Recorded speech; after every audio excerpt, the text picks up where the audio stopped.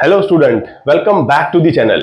बच्चों, मैं trial balance का सॉल्यूशंस आपके करा रहा हूं। आपको कंसेप्चुअल अंडरस्टैंडिंग मैं ऑलरेडी आपको दे चुका हूं कि क्या होता है ट्रायल बैलेंस, किस तरह से हम उसका डेबिट बैलेंस, क्रेडिट बैलेंस उसमें हम आइडेंटिफाई करके एक टेक्निक की मदद से, लाइक लायबिलिटी, इनकम, कैपिटल, उनके क्या बैलेंसेस होते हैं और कैसे हम ट्रायल बैलेंस में वो बैलेंसेस को डालते हैं। अब मैं आज की वीडियो में ये कुछ फंक्शंस लेके आया हूं। ट्रायल बैलेंस के ऑब्जेक्टिव्स क्या है, फंक्शंस क्या है, तो वीडियो को स्टार्ट करते हैं। मैं करा रहा हूं क्लास 11th अकाउंट्स।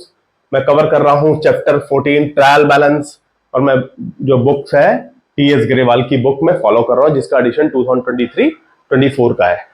बच्चों, यहां पर मैं आपके लिए लेके आया हूं ऑब्जेक्टिव ऑफ और फंक्शन ऑफ ट्रायल बैलेंस। क्या होता है फंक्शंस? देखिए, आप समझ गए कि ट्रायल बैलेंस क्या, डेबिट क्रेडिट कैसे बनता है, वो आप प्रीवियस वीडियो में समझ लिया। आपका बैलेंस का स्ट्रक्चर भी आपने देख लिया है। यहां पर ऑब्जेक्टिव क्या है, इस पे ध्यान देंगे। 4 ऑब्जेक्टिव हैं इसके। पहला है to ascertain the arithmetic correctness of ledger accounts.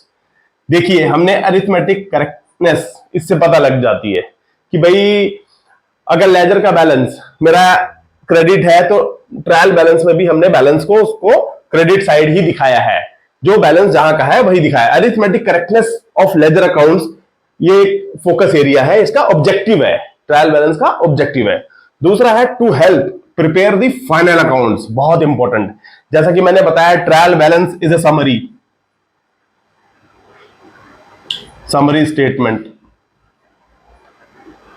जब आपके पास ये बन जाती है तो आपको ये हेल्प होती है फाइनेंशियल,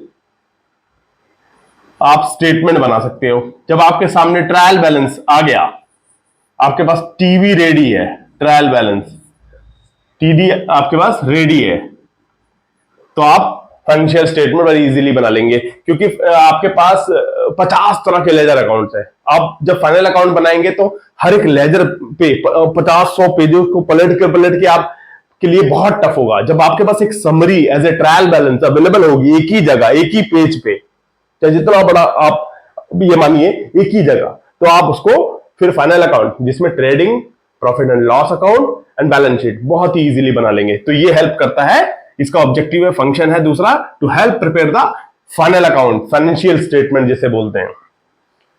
तीसरा ऑब्जेक्टिव क्या है, फंक्शंस क्या है, समरी ऑफ ईच अकाउंट। जैसा कि मैंने बता दिया, समरी हमारे पास purchase account, sales account, wages account, salary account, salary due account, rent outstanding account, capital account, drawing account, आप कैश अकाउंट, बैंक अकाउंट, सारे बैलेंस की एक समरी ऑफ ईच अकाउंट। आपके पास 50, 100, 1000 तरह के अकाउंट है, सबकी समरी इस टीवी में अवेलेबल है। इसका फंक्शन है, ऑब्जेक्टिव यही है कि एक ही जगह मिले मुझे, हर जगह ना मिले। समझ गए? फोर्थ होगा इसका to help in identifying errors. गलतियां ही तो ढूंढना है इसका काम। भाई देखिए, ट्रायल बैलेंस में जब आपने डेबिट और क्रेडिट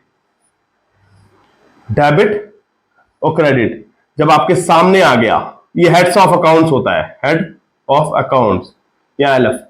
तो जब आप देखते हैं सेल्स अकाउंट दिमाग में आना चाहिए, sales is a credit balance, लेकिन किसी ने अगर डेबिट लिखा है अकाउंटेंट ने, तो आप यही पकड़ लेंगे, to help in identifying errors. जैसा कि नेचर कहता है कि liability, income, capital should be a negative balance, credit side balance and expense और asset should be a debit balance. तो बच्चों, ये अंडरस्टैंडिंग करने के लिए आपके लिए बहुत इंपॉर्टेंट है, आप पहले नेचर को समझे, ऑब्जेक्टिव और फंक्शन को समझे, फिर आप ट्रायल बैलेंस बना लेंगे। और अगर गलत ट्रायल बैलेंस दिया है तो आप उसको ठीक भी कर लेंगे। ठीक है बच्चों? तो मैं उम्मीद करता हूं कि आपको ये ऑब्जेक्टिव, फंक्शंस और ट्रायल बैलेंस अच्छे से समझ में आया होगा।